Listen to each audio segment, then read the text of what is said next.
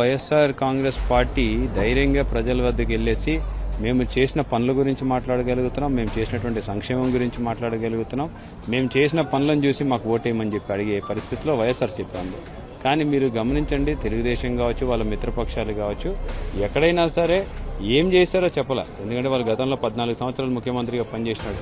నువ్వు 14 సంవత్సరాలు నిజంగానే ఏదైనా పని చేసినంటే ఆ పనులని చేసినాను కాబట్టి నాకు ఓటేయమని చెప్పి అడిగే పరిస్థితిలో ఉండాల్సిన తెలుగుదేశం పార్టీ ఈరోజు వాళ్ళు ఏం చేయలేదు కాబట్టి, వాళ్ళు ఏం మాట్లాడినటువంటి పరిస్థితి, కేవలం జగన్మోహన్ రెడ్డి గారిని తిట్టడానికే వాళ్ళు మీటింగ్లు పెట్టుకుంటున్నారు. భవిష్యత్తులో కూడా ఏం చేస్తామో కూడా చెప్పడంలా. భవిష్యత్తులో జగన్మోహన్ రెడ్డి గారి కంటే ఎక్కువ చేస్తామని మాత్రమే చెప్తున్నారు తప్పితే జగన్మోహన్ రెడ్డి గారిని ఒక బెంచ్ మార్క్గా పెట్టుకున్నారు.